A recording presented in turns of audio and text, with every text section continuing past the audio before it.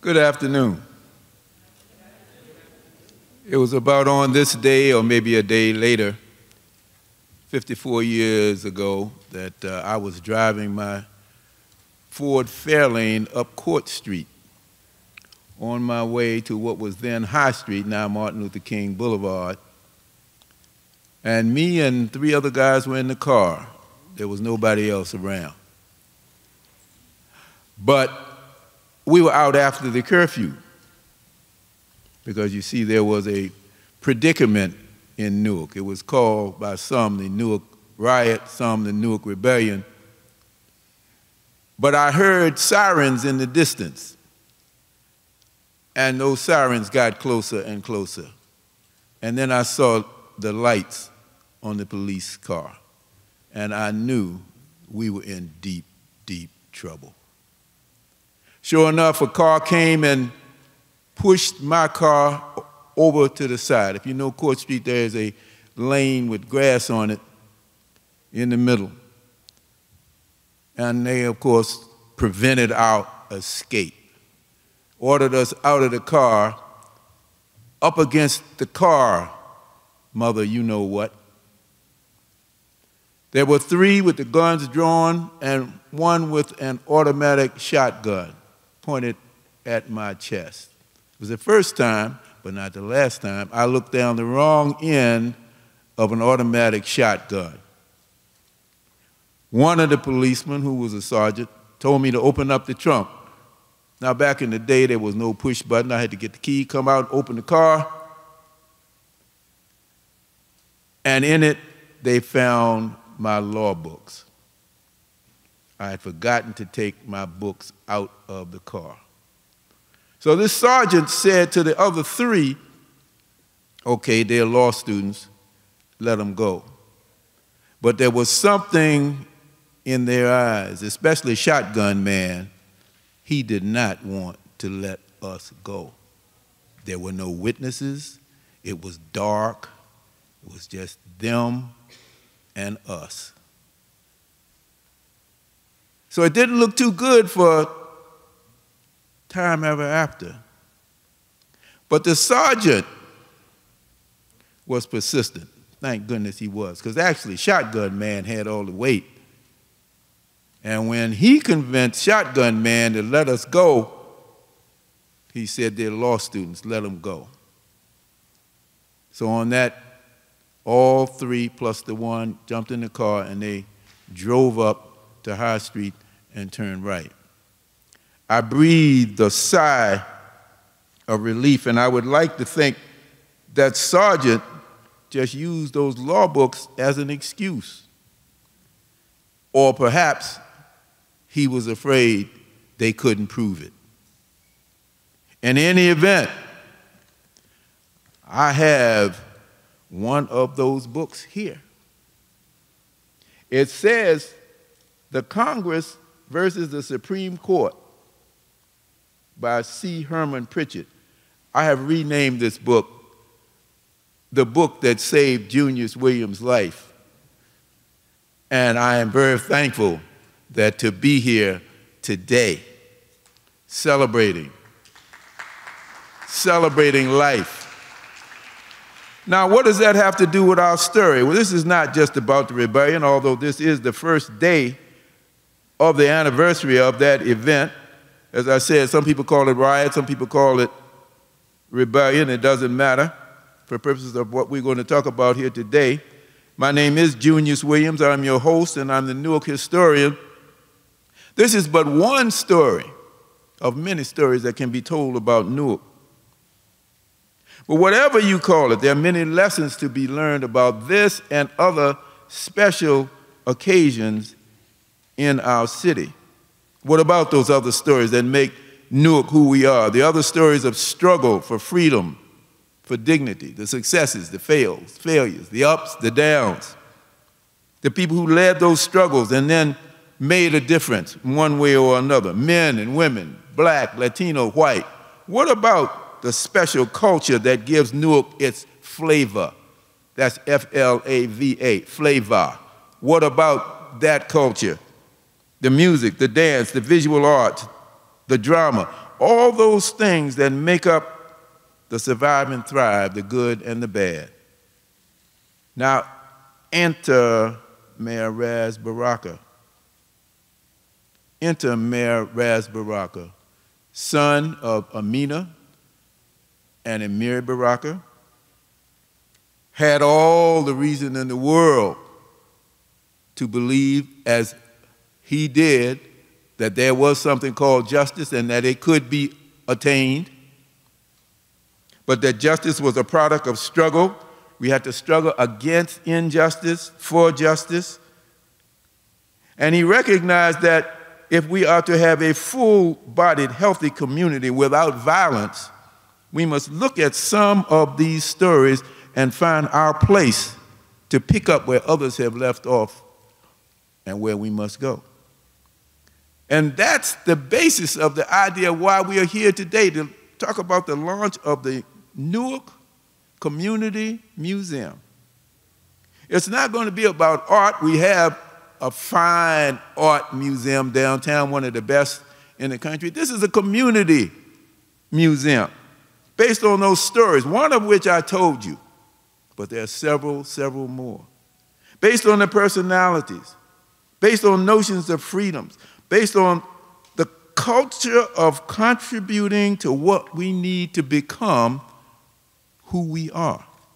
People who have recipes for greatness in the pursuit of that justice, the high culture that I mentioned to you before. So we are here because he had the imagination to come up and say, we got to do two things. We got to solve the problem of violence in the community, and it's us that must do that. We can't put all of that on the police. I see the police directors here. I know he would agree with that. We must take responsibility for it, and we start by telling our stories. There's nothing more powerful than a story. So with that, it gives me great pleasure to present the man who made it possible for us to be here in celebration, who's going to talk more about his dream, Mayor Raz Baraka.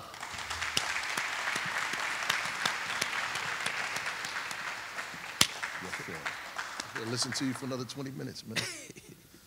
I told Junius I could have listened to him for another 20 minutes. You know, that voice and the story I was going on back there.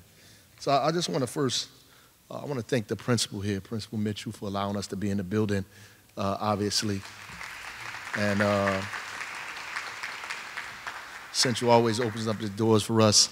And this is the neighborhood where it happened. This building obviously was not here. I'd like to thank the superintendent who's here as well. None of this obviously couldn't happen without him. And this community has changed a bit. The Hayes Homes projects is gone. You know, the townhouses across the street were not there. This building wasn't here. There's a lot of places, a lot of things have changed in this neighborhood. That precinct is still there and it's still the same. And so we thought it would be, and I've been using this word a lot lately, poetic, to change that building into not just a museum, to showcase and talk about the stories that Junius described, and give people an opportunity to see that we just didn't wind up this way by happenstance. Our community just didn't turn out this way by accident. That there was a series of events, historical, educational events that our young people, that our families should know about Newark. And we want to allow them the opportunity to get that information. But at the same time, turn it into an Office of Violence Prevention and Trauma Recovery, because we traumatized. The people that are committing violence are traumatized. The victims of violence are traumatized. The people who watch the violence are traumatized. The children who grow up in violence are traumatized. It's a whole series of trauma that we have to interrupt. And there's a whole bunch of gaps that we could talk about that have been in existence for 50, 60, 70 years since then and before that we're trying to fill. And our director, Keisha Uri, is here, who has the huge task of trying to put all this together, the Office of Violence Prevention and Trauma Recovery, to make sure we aid the police. And so we understand that public safety is a community event and not a police matter. Public safety is the role of all of us. We all have the responsibility to create a safe public. Every institution in this city has the authority and the power and the responsibility to make sure our families and our communities are safe, whether it's through education, recreation, opportunity, employment, history, all of those things, treatment of trauma are important. And I think they're related. I was born 2 years after the Newark Rebellion. I wasn't here. And I think it does matter whether you call it rebellion or riot. I remember I showed my folks in City Hall a video at our retreat of the account that the news had of the rebellion while it was going on. And we juxtaposed that against a documentary that was told by people who were experiencing it. And the differences were very stark. The contrast was incredible. The tone, the message that was being told all over the country and to people outside of the city and even in the city of what was happening was a lot different than the accounts. The accounts I heard as a kid, my father was stopped by the police somewhat like Junius in 1967. He was pulled over. He was pulled out of his car, but he wasn't let go. He was smashed overhead with a baton or a billy club by an officer who went to Barringer High School with him, his classmate, that he recognized. There's a picture of him handcuffed to a wheelchair in a hospital bleeding from his head that many people have. There's another picture of him after that during the Black Power conference with a big bandage over his head because of that. My mother could not find him while this was going on. She was calling and running around the city looking for him, and she had a newborn child, Obalaji Malik Ali Baraka, who was born May 31st, 1967. She had a newborn looking for her husband. She had to call outside of America to Europe to some of my father's artistic friends, some of the poets and writers that he knew around the world, and some who had to call into the city and find out his whereabouts for her. So this is the history that I've learned in terms of the Newark Rebellion growing up, and it was completely different than what the news told. Right, completely different than what journalists printed and what the media put out. So I think this is important. I want to thank Junius and all of the architects and everybody who made this a reality, who, when we get to open it up, we'll have people going through the building, and it's going to be used actually as a part of our treatment, our trauma treatment. It's going to be a part of how we get out of the situation. And the poetry in it is the very things that put us in a situation are going to be the very things that help us get out of the situation. And that is the poetry of it, right? And there's something I heard that sometimes God makes your enemies your footstool. And footstool doesn't necessarily mean you're stepping on someone. It means that you're using something to get somewhere else. And maybe the conditions that we went through will be our footstool to get our community out of the conditions that we are in, one family at a time, one community at a time, one school at a time, one block at a time. But we're going to get it done despite all of the hardship and difficulty. And the last thing I want to say, violence is increasing all over the country in the middle of this pandemic. And if nobody does a study on the violence versus this pandemic, they need to figure out what's going on. And more domestic violence than anything.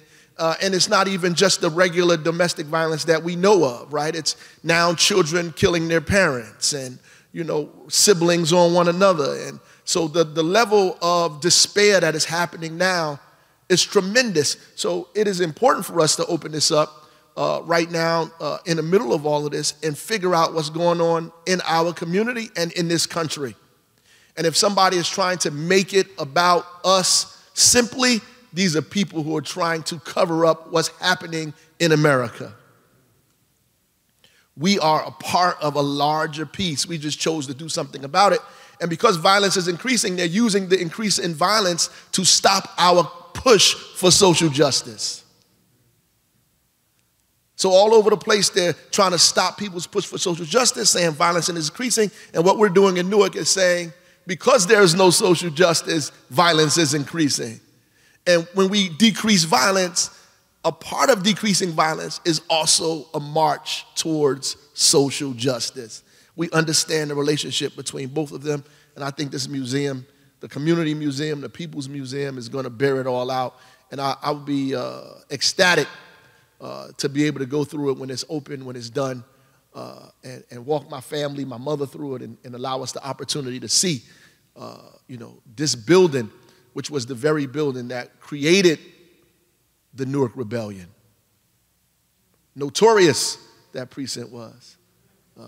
People who lived during the time could tell you, notorious for people coming in and not leaving the same way they came in, or not at all. And so when the stories went out that John Smith went in and he died, it didn't seem like a far-fetched story. It seemed like something that happened before, but this time was the last time, and one time too many. So I'm excited to be here. Thank everybody for coming out. I appreciate you, Junius, and all of the other folks. Keisha, you know that I love you, everybody that's in here. We're going to make this a success. God bless y'all.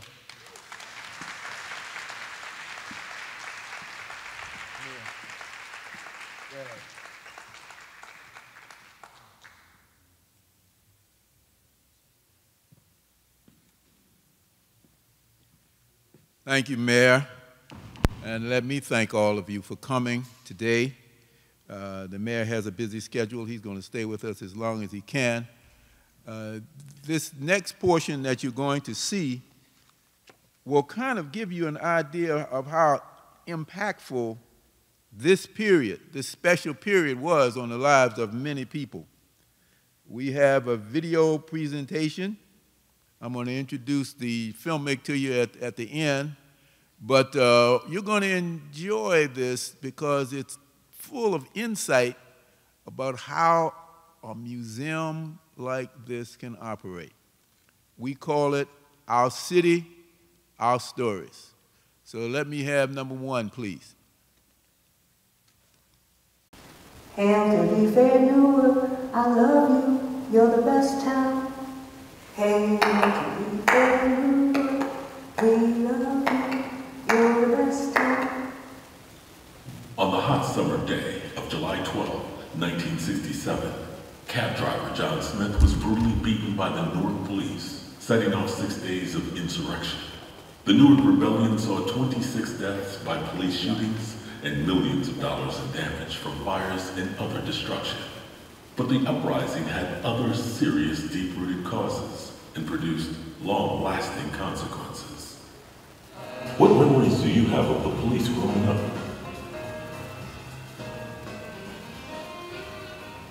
In my era, police was real forceful. You know, they, especially in the projects, because that's where I grew up, Howard Street, Scudder Home projects. And they always had a special force for the projects. And I remember, you know, them walking around, like running us out of the hallways, or, you know, chasing us, talking to us like, you know, we were in the army or something. And there wasn't really, I can't remember any of the police officers that we had a rapport with. You know, it was, you know, you listen, actually we were more afraid of them than feeling protected from them. The memories that I have was that they couldn't be trusted, they were rogue. What are your memories of the rebellion? Let's talk about a cab driver being stopped, John Smith. Let's talk about rumors he's being beaten. Let's talk about rumors of maltreatment. You know, like today everyone can be angry about the Garner situation. I can't breathe. I'm being choked. Back then, there was no one coming to the rescue of African Americans who were being maltreated, who were being victimized by the police, who were being attacked by the police, I mean, we were prisoners in our own city. The spirit of revolution was in the air.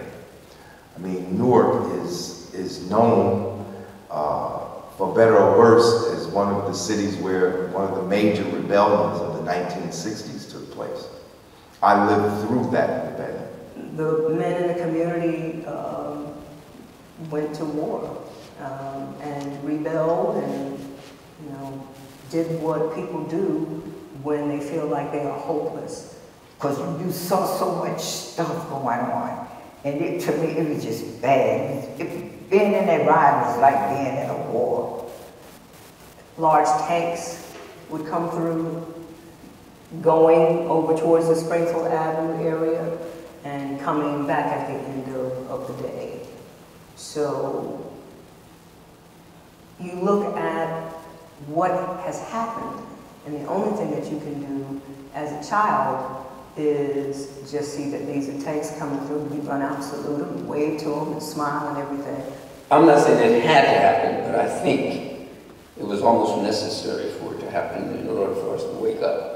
So I would say it was right up there to force us into action and force us to unite and force us to fight back, whereas maybe we might not have.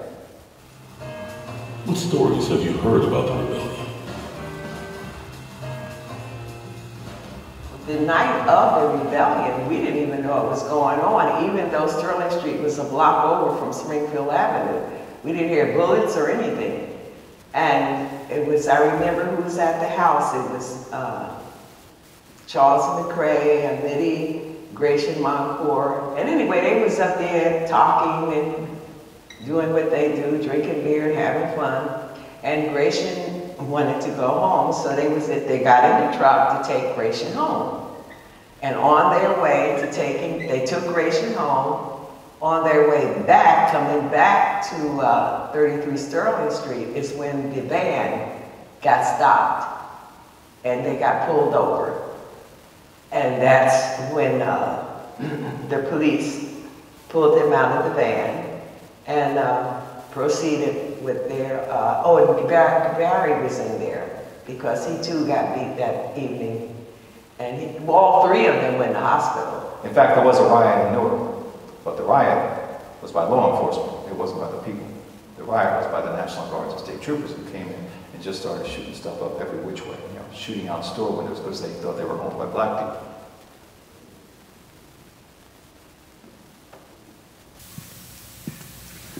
Part one. Part one. What do you think?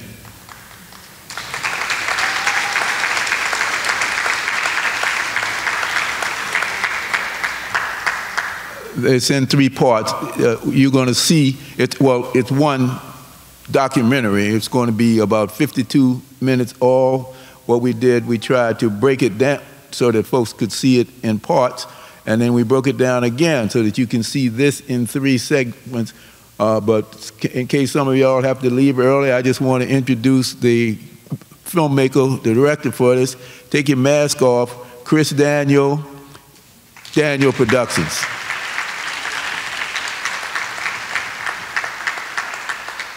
Chris and I have been working together for about years. And I trust him, and because he knows how to take direction and get the feel for something. When you go into a community and you don't know what you're doing, well, you know, you got a bad filmmaker, but that's not Chris. He understands that whole process. So I want to get some remarks, people. I want you to meet some of the folks who have been very much partners with us in the development of this museum. We are in developmental stage right now. That's what the mayor was talking about. As Roger Leone said at one point, we put the museum on wheels up until the building is built. And so we have some partners who are helping us tell these stories and the story about the museum itself. So I want to invite 2 people to come up. First, Wilhelmina Holder, who's president of the Secondary Parents Council, and the second is Jocelyn Dixon, who is director of the Newark Public Library, and they're going to tell you what this museum means to them. First, Mrs. Holder.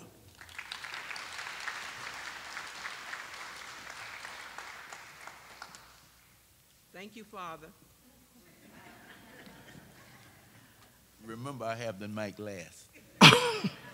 Oops.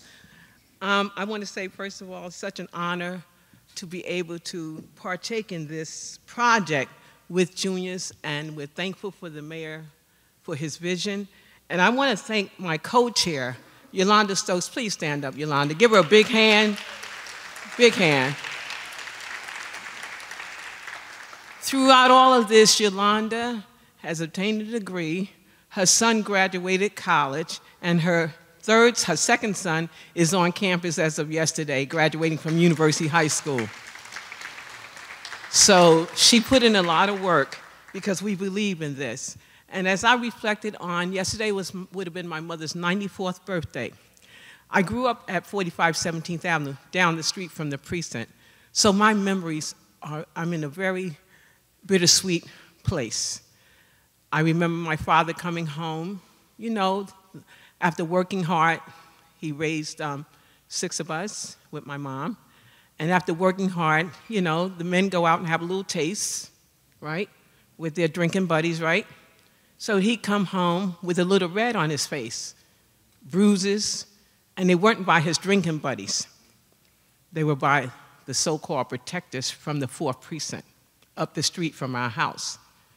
So when the rebellions occurred, we lived under our bed for 6 days, away from the windows as we watched our neighbors being targets by the police.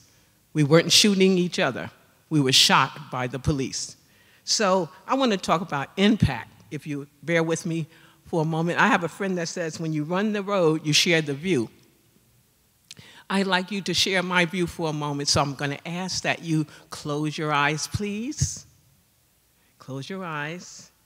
And we're going to do something briefly because I've been given instructions, and I know he'll come and pull me off the stage. That's right. So I ask that you breathe in the laughter of young children. Breathe in the sweet smell of honeydew. Breathe in awakening to a symphony of birds chirping. Breathe out the cause of hopelessness, darkness, and dysfunction. Breathe out gang violence and terrorism. Breathe in the tenderness of your first kiss. Breathe in our ancestral collective hopes of freedom. Breathe in self-love, power, and hope. Breathe out suffocation caused by self-hatred, restlessness, and despair.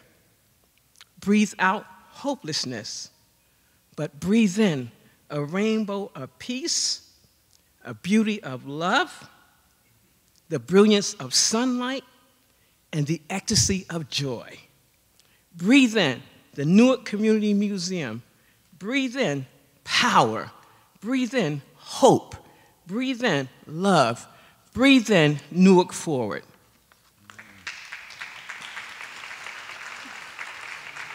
Just gotta move some around. I think I'm about the shortest one that came up so far. Good afternoon. Thank you so much for the introduction, Junius. I am so pleased to be part of celebrating the announcement of this museum, which will be located at the site of such a key place in the history of Newark. It will not only tell the stories of the Black Power generation's work for equality and justice in the city of Newark, but also provide space and breadth to continue to develop anti-violence policy initiatives and programs under the leadership of our great mayor.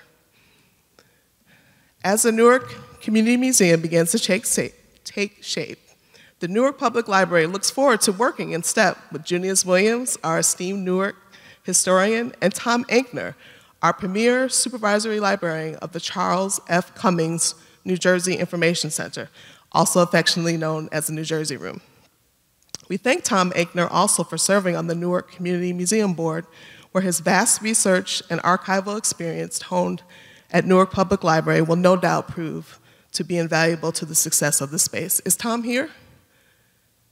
I just want to recognize him and give him a hand. Thank you, Tom.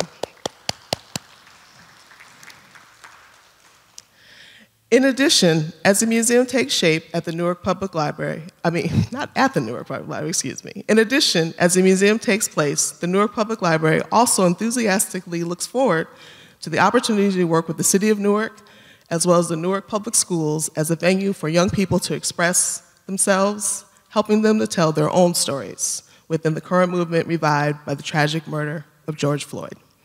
And I just wanted to say personally, as a resident of Newark, I cannot express how much I appreciate reaping the benefit daily of the groundwork laid by those who worked so tirelessly then and now to ensure that we all have the privilege of living in a community steeped in racial equity everywhere and dismantling injustice anywhere. Thank you and congratulations.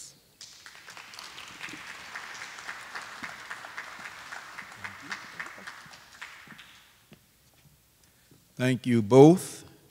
Moving right along. As was said, the building now was occupied by the police department. I see they have left the building and gone somewhere else. But that building, with its historical meaning, was a site chosen by the mayor to become the site for the new community museum. So with us, we have the architect who has been given the tough job of talking about the vision, which must include all of the operatives in the nonviolent program that the mayor has developed. You're going to hear from Lakeisha Urey later. But start out with the vision, architect Roger Smith.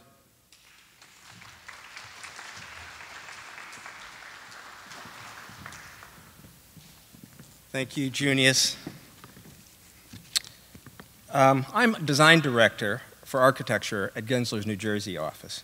And I am so honored to be here today and to have had the opportunity to work with city officials, with the Museum Advisory Committee, led by Junius, and especially members of the community who will help realize this incredible vision of Raz Baraka to actually transform the first precinct, the epicenter of the Newark Rebellion, into the Newark Community Museum and Violence Prevention Center.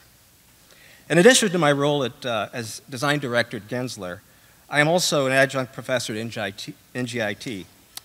And so I've taught there for a while, and I especially am interested in teaching about equity, about sustainability, and strengthening communities.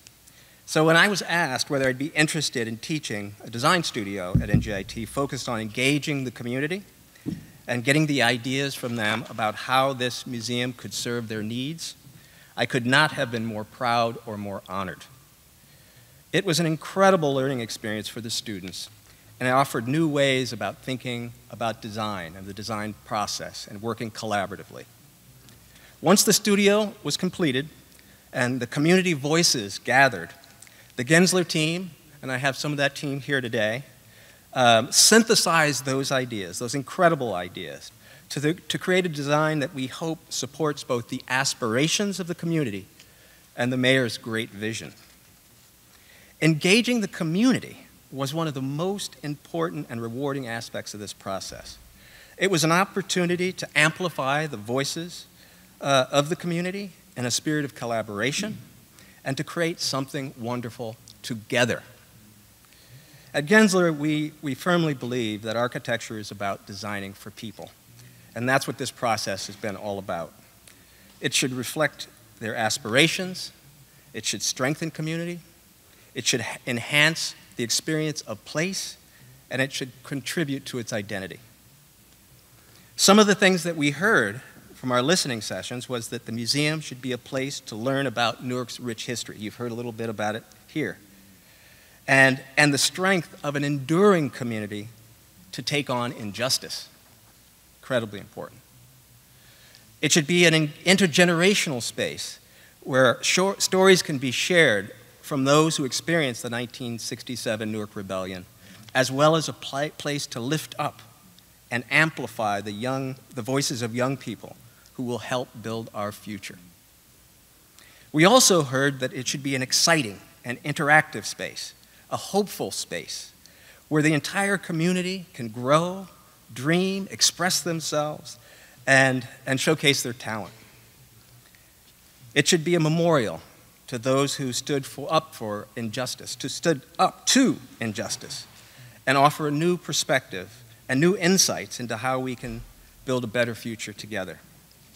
So the design that I will share with you today represents those aspirations. And it is our first attempt to encapsulate the ideas generated from the community. It will, of course, evolve and be refined as we develop the design and evaluate the cost for the project. In this bird's eye view that you'll see in a moment, you're looking down 17th Street on the right side, and you see the traditional brick facade of the first precinct located at the corner of 17th Street and Livingston Street. It'll soon house a new museum with galleries on the first floor and administrative offices and support spaces for the Newark Community Museum and Violence Prevention Center on the second and third floors. A small addition wraps the east and south sides of the building and accommodates the new elevator, stairs, as well as the museum lobby, cafe, and community meeting spaces.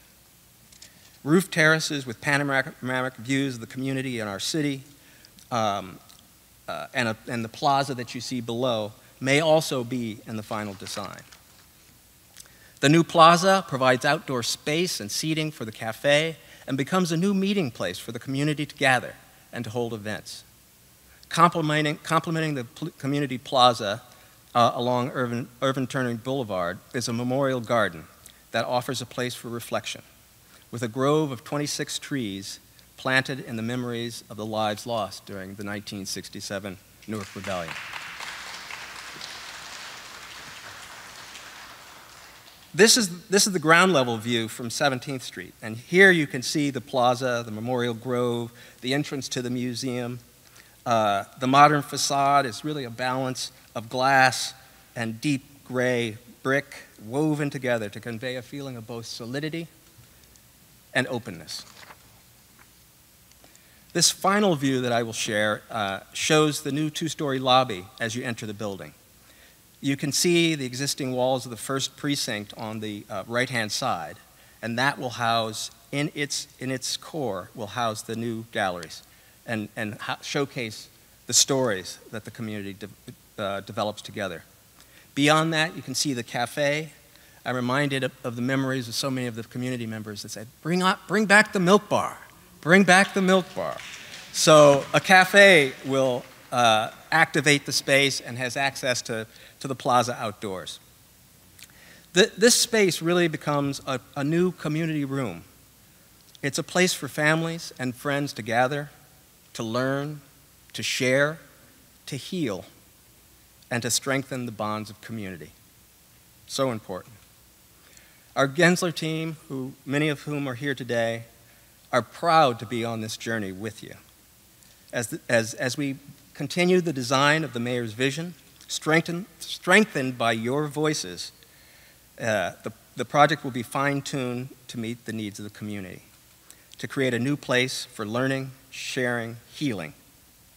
We hope it will engender a strong sense of pride and become a model for cities and communities across the country. Thank you so much for letting us be a part of this.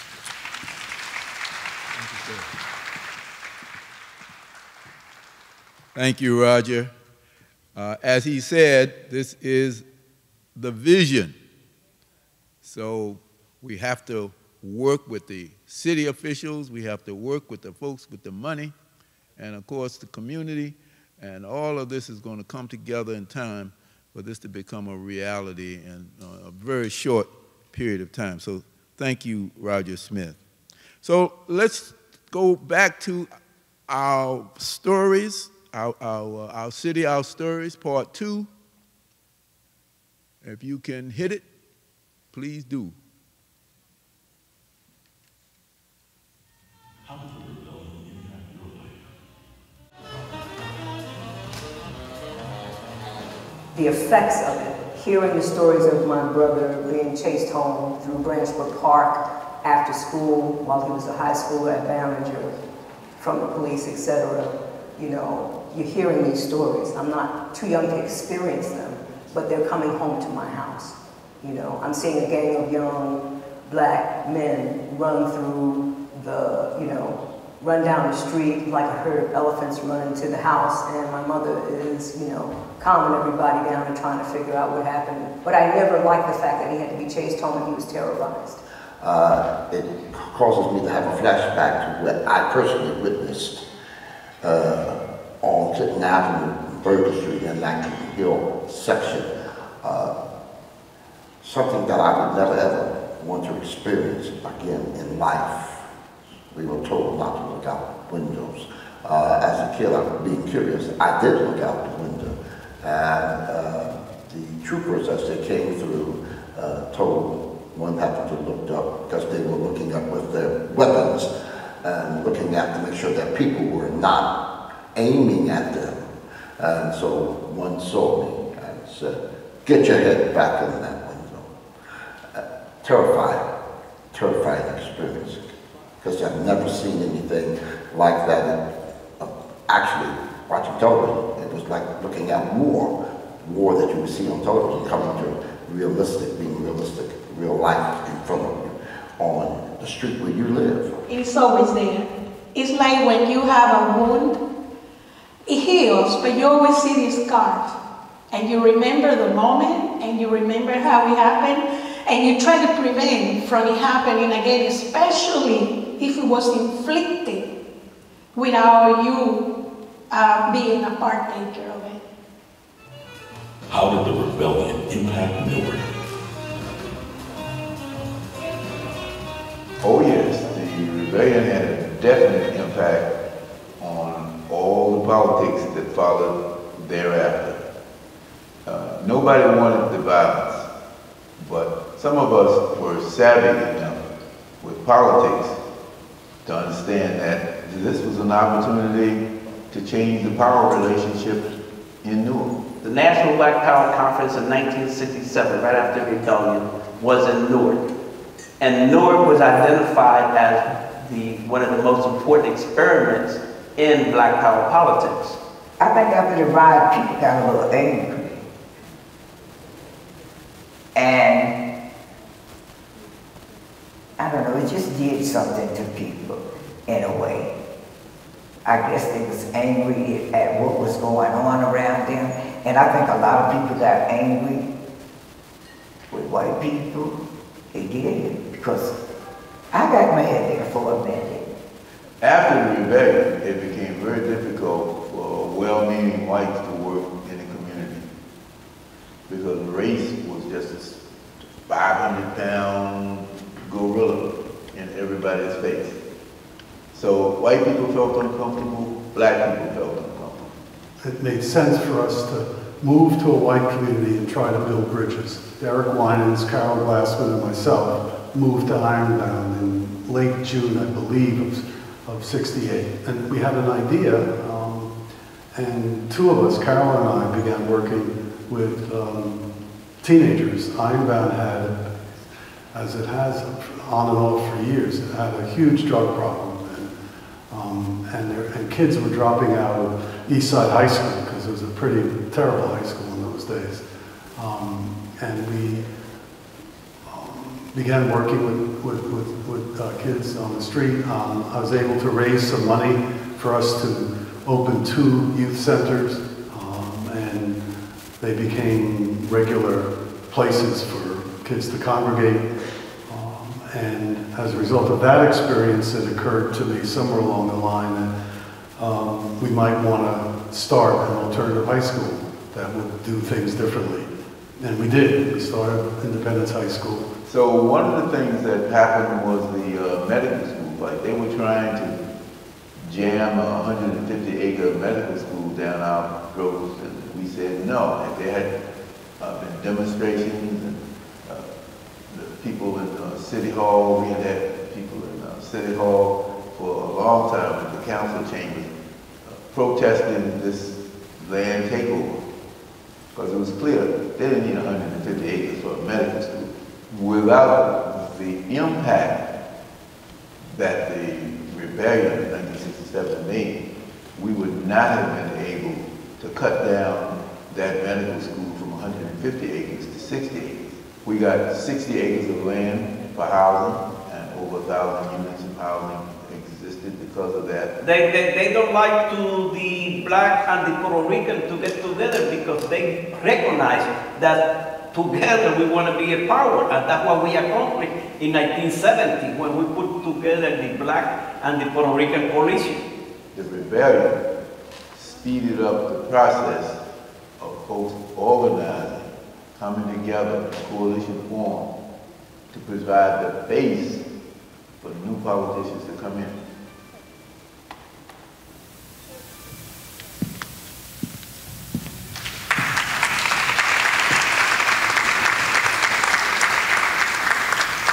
Part 2. Bet you can't wait for part 3. Next, we're going to have remarks from a very essential partner in this whole process.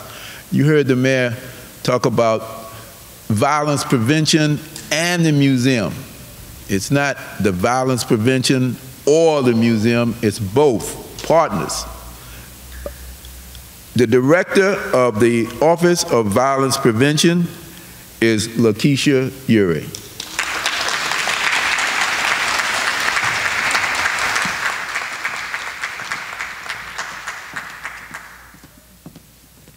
Good morning, everyone. So as the mayor said, I was tasked with this, this project, with this groundbreaking, game-changing project, in which case this is a victory for us, for the people. And so I'm excited that I was chosen to be a part of this. And so as I'm born and raised in the city of Newark, and seeing some of the violence that took place in the city while I wasn't alive during the rebellion, I certainly saw the residual effects of the Newark Rebellion. And so as I was doing activism work in the city of Newark, and I chaired the Newark Anti-Violence Coalition, and we began in the city in 2009 bringing awareness to violence in the city because it was starting to become business as usual. And the mayor made the call. He wasn't the mayor at that time. He was into activism, and there was a young woman named Nikisha Allen who was shot and killed on Meeker. And it was just business as usual, and there was an increase in women and children being shot in the city, and it was business as usual. And so many of us started to take to the streets and shut down the traffic and say we can't have business as usual. And so this is the spirit of the city of Newark, the spirit of activism, and when we don't agree with something, then we push back. And so as we begin to work towards our social justice and teaching our youth and our young people, I'm excited to know that we now have a museum that's going to showcase and show how we came about and how we've moved forward from a place of law enforcement and police brutality to a place of working collectively and working together. And so the Office of Violence Prevention will provide preventative and supportive services for sexual violence, domestic violence, and community violence. It's an investment in reentry programs to increase employment opportunities for ex-offenders, intervention programs to help prevent violence and incarceration, and education, healthcare, and mental health programs designed to invest in the physical, mental, and economic well-being for the people of Newark. So on June 20th, June 24th in the year 2020, City Council passed the ordinance to create the Office of Violence Prevention. And I was appointed by the mayor to lead this charge. Under my direction, the Office of Violence Prevention and Trauma Recovery includes the Brick City Peace Collective, the Office of Wellbeing, the Public Safety Museum, the Anti-Racism and Hate Crimes Unit, as well as the Trauma Recovery Unit for Mental Health and the Hospital-Based Violence Intervention Program in the Raz Baraka Center.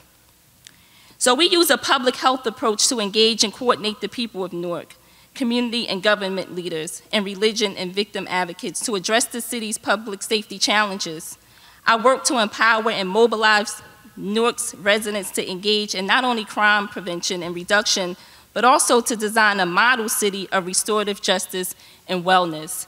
And under that charge, there's not a time where you would ever get to see in other cities that a place, right, the police department over on 17th Avenue, a place that once was a place where people get arrested now becomes a place of help, now becomes a place of hope, now becomes a place where people can come for a different reason and a different purpose. And so if people experience trauma by being arrested, by having police brutality and all of those things happen out of this place, we now transform what that looks like. We now transform that that's no longer a place. And so we work alongside law enforcement to be able to do that.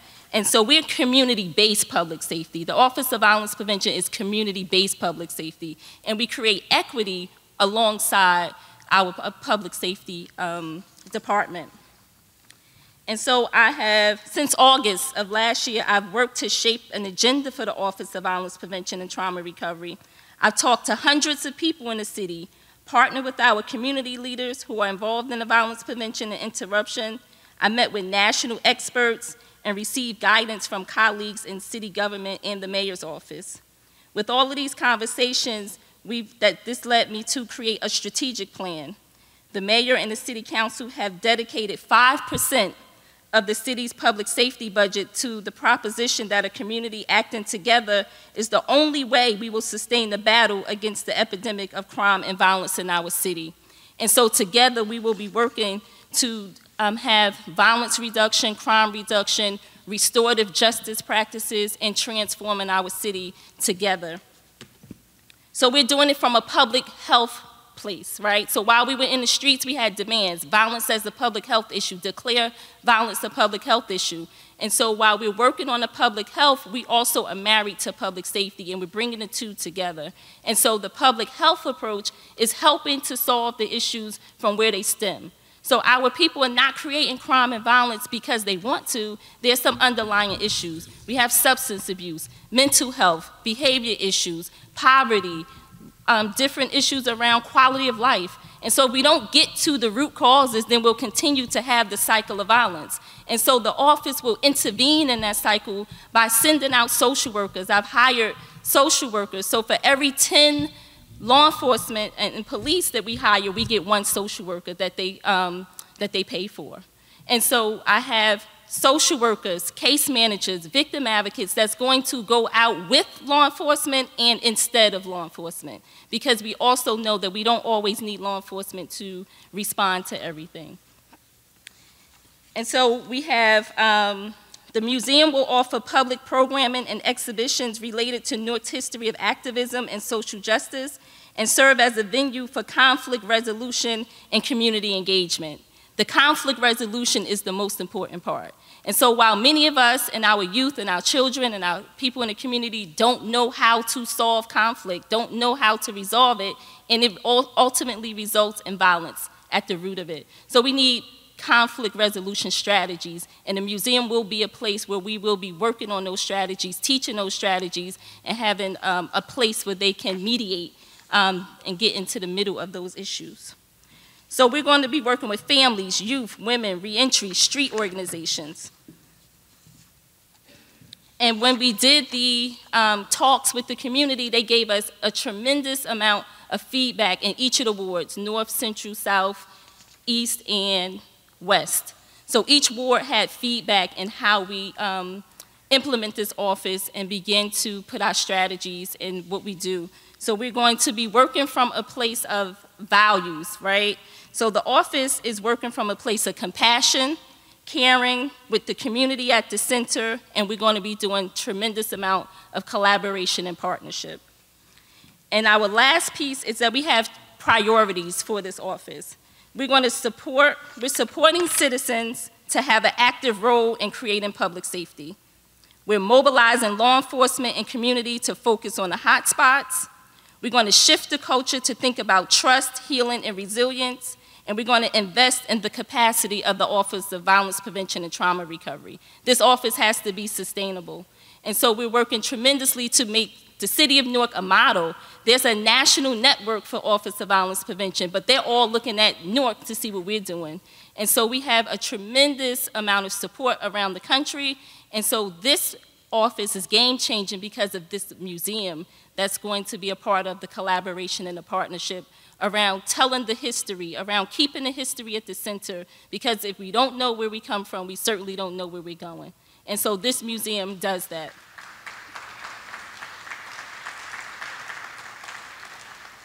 And as I close, I would like to just say that this museum partnership, as we walked through the museum together and we were looking at ways to build it out, you can feel the energy shifting. And you can feel the energy shifting because the city is shifting. And as we shift our systems, we shift our mindsets, we shift the culture. And so we're shifting the culture of policing in our city, we're shifting the culture of accountability in our city, and we're shifting the culture of change. Thank you. Have a good day.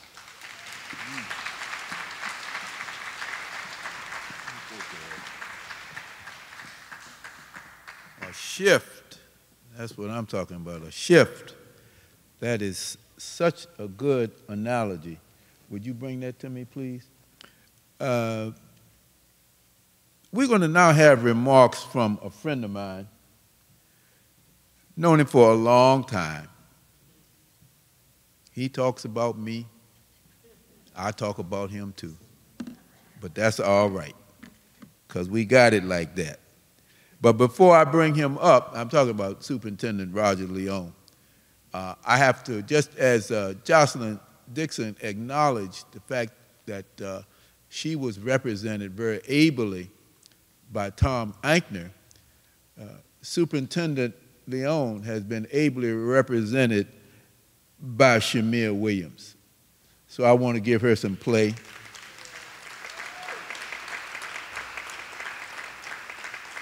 And so without further ado, representing the education component of our partnership, Superintendent Roger Leon.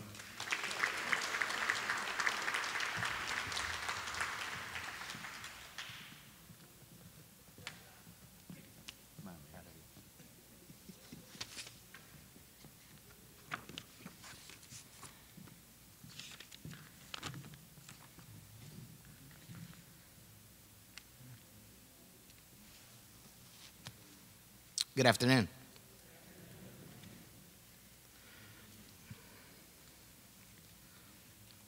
On behalf of the Newark Board of Education, our President, Dawn Haynes, our board member, Hassani Council, Deputy Superintendent of Schools, Nicole Johnson, the Office of Student Support Services. We actually created the Office of Student Life, which will play a very critical role in the work that we are in fact doing. We actually want to take this opportunity to thank Mayor Baraka for his brilliance and a very special recognition right now. If all of you would join me in recognizing our historian, Junius Williams. Come on, John. Come on. I love this man. He has worked historically hard for the city, and now as the historian, doing an absolutely incredible job on this incredible initiative, and he deserves a big round of applause. Thank you, sir.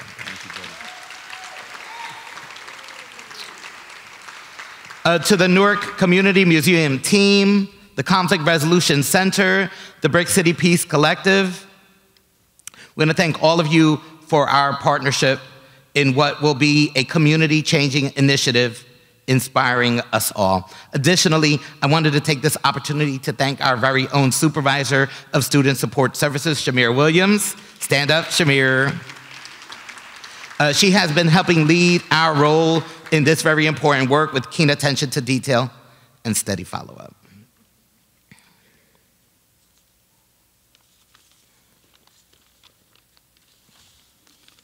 The vision is for our students to foster greater understanding of history, deeper connections and relationships with community partners, stronger awareness of the stories we tell, and intentional access to history through the arts. Students will learn how to deal with conflict and crisis and will further their understanding of the importance of acceptance and respect, as well as strengthening social emotional skills and learning every step of the way. It is the interest of the district to help the mayor create a culture of nonviolence and community of learning through a variety of intervention services, such as restorative practices, trauma healing through the arts and entertainment, and storytelling. Restorative practices focuses on repairing the harm caused by crime and reducing future harm through crime prevention. These efforts seek restoration and healing for victims and the offenders, and cultivates reintegration of both within the community. This will require training series and supportive coaching to strengthen the process of integrating restorative practices in school culture. Trauma healing through the arts and entertainment provides an arts therapy approach to help participants heal from complex traumatic experiences and learn to use various mediums of expression to channel their anger, fears, and worries. These experiences will help combat the impact of violence and victimization on youth and families through alternative therapeutic measures for youth, utilizing curriculum to help guide students identify areas of healing to help both inspire and engage students. And finally, storytelling. Our city, our stories, providing a module-based experience to at-promise students to impact student growth in cultural awareness, choices and decisions, indirect and direct peer pressure, art appreciation, and music therapy. Creating opportunities for students to explore literary art concepts and develop technical knowledge and skills for storytelling. Demonstrate how stories can be used to create healing with trauma using arts and music as healing components. And lastly, develop functional skills with coping and healing of everyday triggers and stressors that extend beyond the classroom.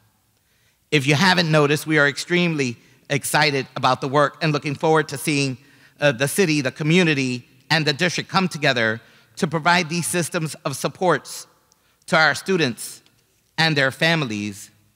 On a personal note, those who have heard this story before, my parents arrived in this country from Cuba in '66 and made the South Ward their home a few years prior to my birth. This work is extremely important. It is very personal. The fact that Director O'Hara of our police department is still in the room symbolizes how important this is to him. The fact that one of the young lords in Mike Rodriguez, my godfather, is in the room symbolizes how important this is to us. But to be quite frank, I was quite moved by those in attendance. I saw you as you were walking in. Some of you with more days behind you than ahead of you. I know the feeling. We must seize this time. This is that time. The Newark school system will make you a promise. You can rest assured that we will be on this mission that will, in fact, make your life have been worth living. I promise you that. Thank you.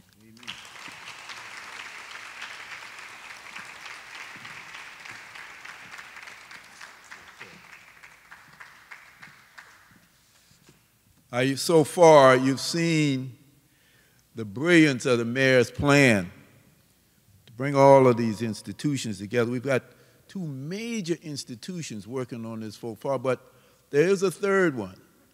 And I want to, at this time, just introduce, he was mentioned by Roger Leon, but we also ought to just say hello to Brian O'Hara, who's the Public Safety Director, Department of the Police. Stand up, stand up.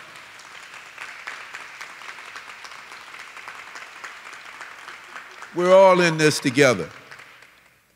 Now at this point, so far you've seen our city, our stories, from the standpoint of the adult community, but we want to have young people involved in telling their stories as well. We have some young people already involved in what we have, could you put that, there it is, what Newark means to me. And so we're going to have another institutional representative, a young man who is a filmmaker in his own right. We're going to now hear an announcement of the Youth Film Contest by Ken Gifford, founder of the Newark International Film Festival.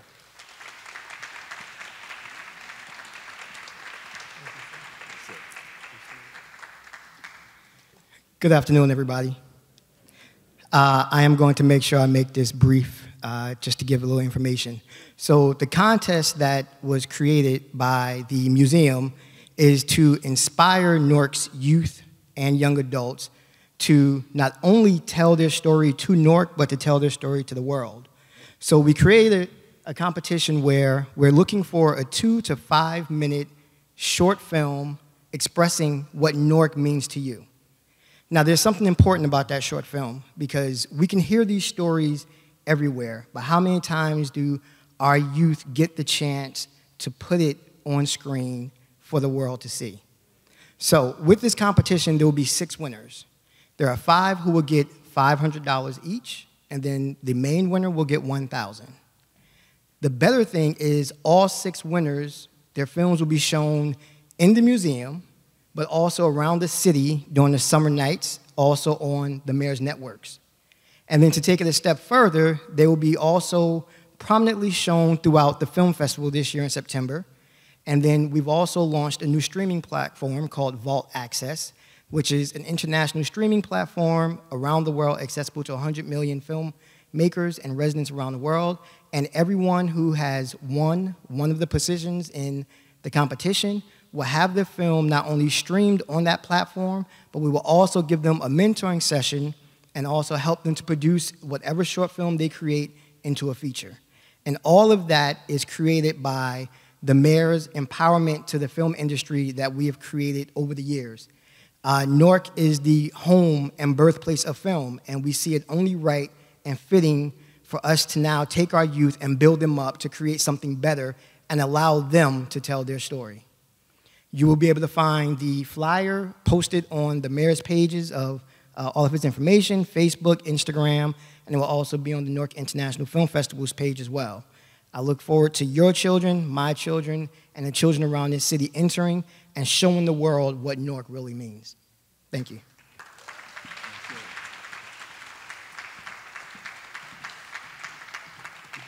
Now, let's leave that up there for a minute because I want people to digest that. You can see everything has been done virtually. Well, you know, I'm old school. I wanted something in my hand, a flyer in my hand. Well, we are so virtual these days that we do not have that flyer. But if you follow the yellow brick road and do what they tell you to do on this flyer, you can tell folks,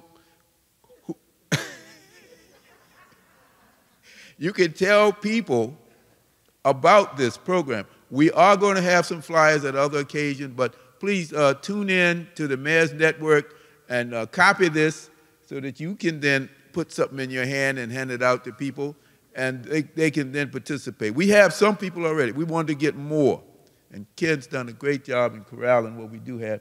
So here are the requirements: 100, 500 words, 21 years younger, 2 minutes, 2 to 3 minutes. That's what we want to see.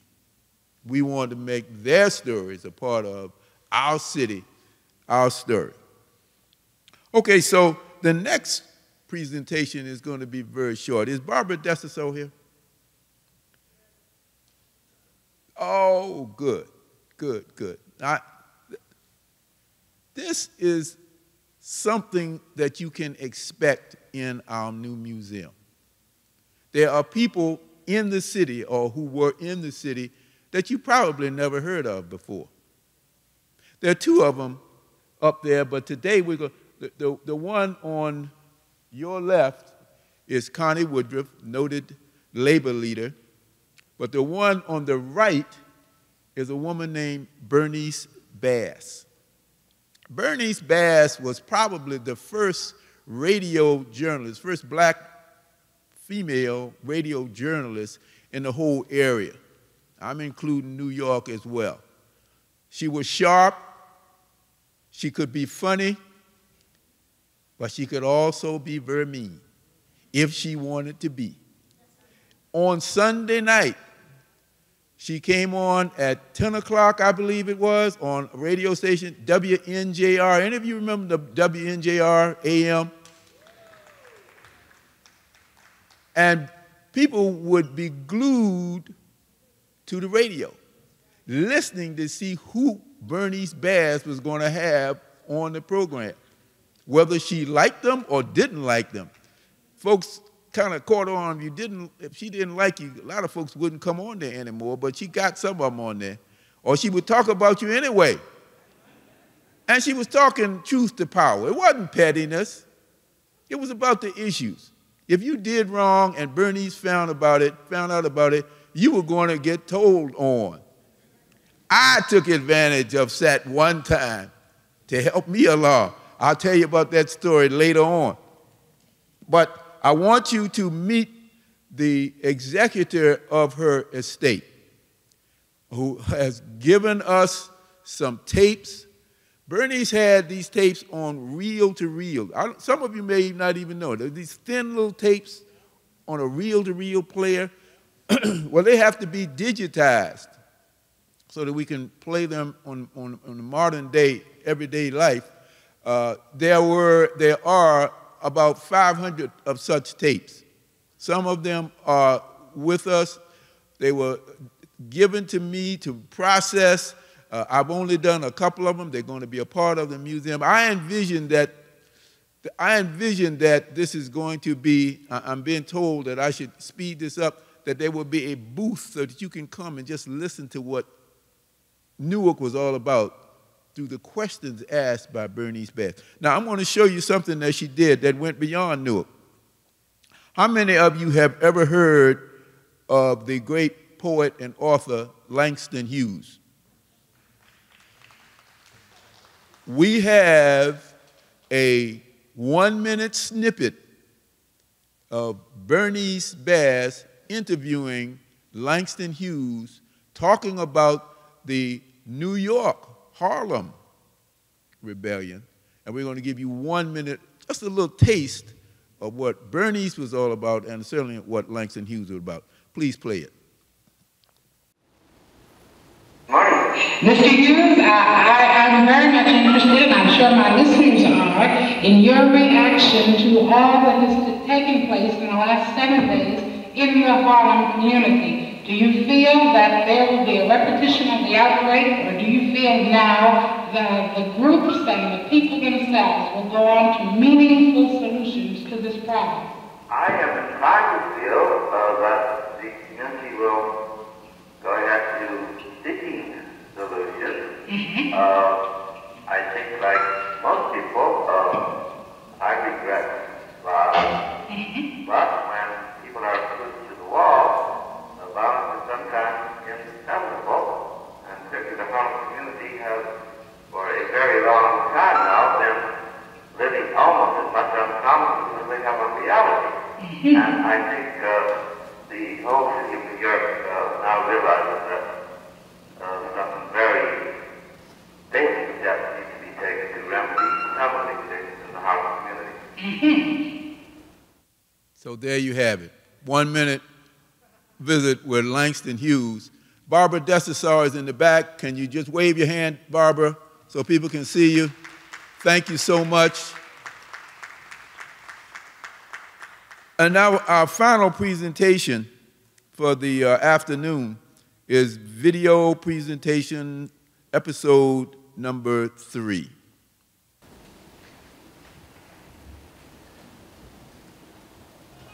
How do you heal from violence? Violence is really something that is difficult to heal from because For me, it's a lifelong experience. In terms of the trauma that was inflicted, I think I still suffer somewhat from the trauma. I try to find productive ways of dealing with it by talking about it, by sharing my experiences with my family and with others in the community who endured.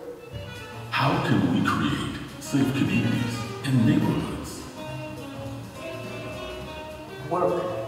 You have to do the work. It just doesn't happen if you go and tuck your head in, you know, the ostrich method and pay no attention to what's going on right there on your own block. If everybody's aware of their block, if everybody is clear that they want peace, that they want a clean street, you know. I watch some of the garbage people just half throw garbage in the truck and stuff is all over the street. Newark's supposed to be cleaner. It's supposed to be more loving, more joyful, you know. So there's work to be done.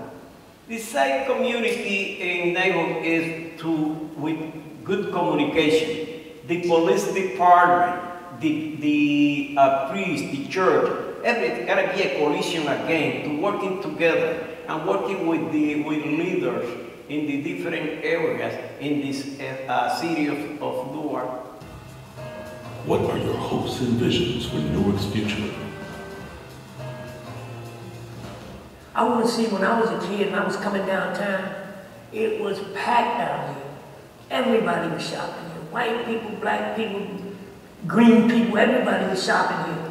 But I want to see Newark get to a point where I can come downtown and breathe again. I can come downtown and look around and see it thriving. I ain't got to worry about somebody sleeping on the sidewalk because they have nowhere to go.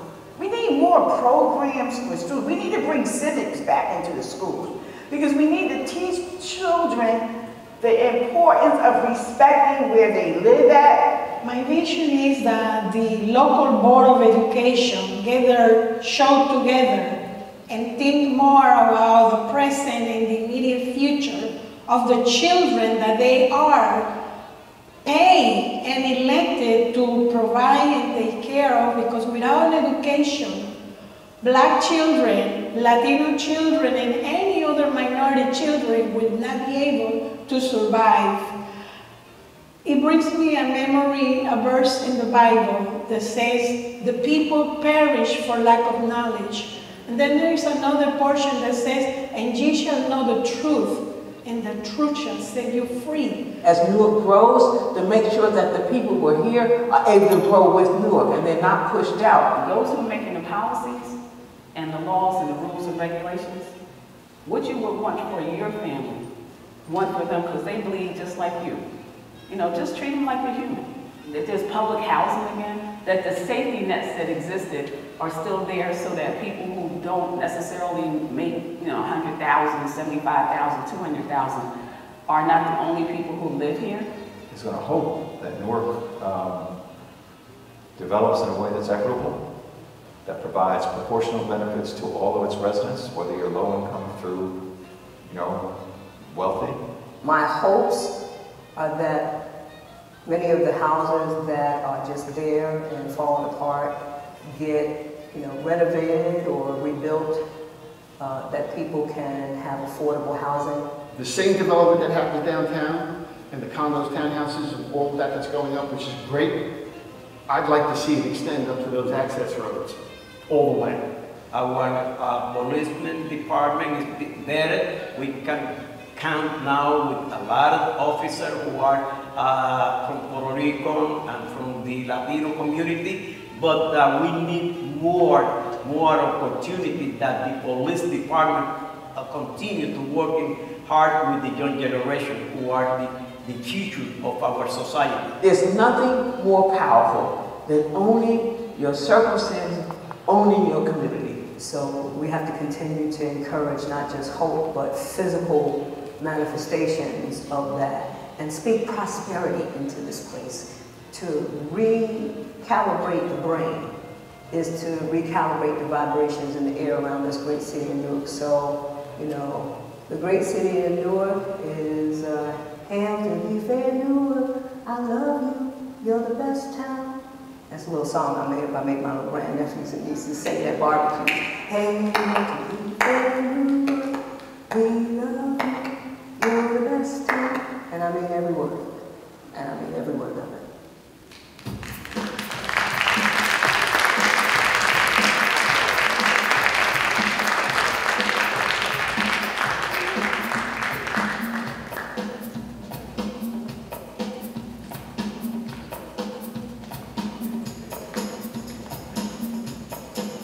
Once again, thank you to everybody who came. I just want to, before you leave out, I want to make some acknowledgement here.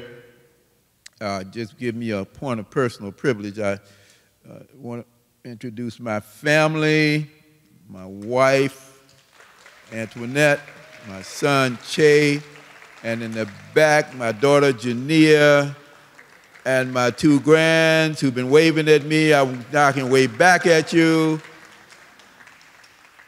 And I want to introduce the Museum Advisory Committee. Without them, I wouldn't have any kind of help getting my feet on the ground and making this happen for the mayor. So would you please stand, MAC members, or everybody who's on the MAC, please stand up, stand up.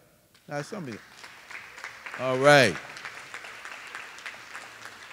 Very good, very good.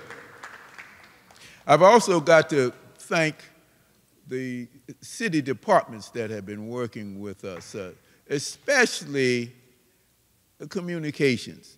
There's a young brother here who has gone out of his way to make this thing happen in the building, as it should be. Taquan Williams. Where are you, Taquan? He's around still doing his thing. That is very, very important. Israel Alford, my associate.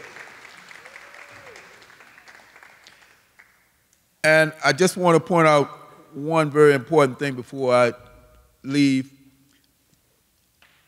This book, which I renamed, is going to be the first contribution to the Newark Museum, the Newark Community Museum. Hopefully with a little script that said, this thing saved a man's life. People say, well, what's going to happen next with me? Again, personal privilege.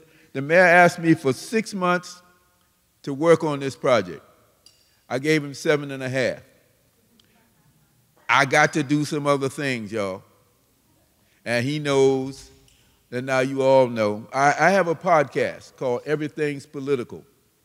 And the political, it's been up for a year. Maybe some of you have seen it. I see some nods of the head. It's going to expand a little bit because I'm working with young people. We got to work some more with young people to help young people understand organization, how to organize, how to maintain an organization, because we're heading into a very dangerous part of American history where they're trying to take the vote away from us once again. And we cannot stand for that. We cannot stand for that. I went to jail for the right to vote. I went to state prison for the right to vote. I want some young people to understand that perhaps they may have to do that as well, but to do it with finesse and with grace, and that's what everything political is going to be about. So as I take my seat and as I ride off into the sunset, this museum has come to life. Thank you all for being here with us.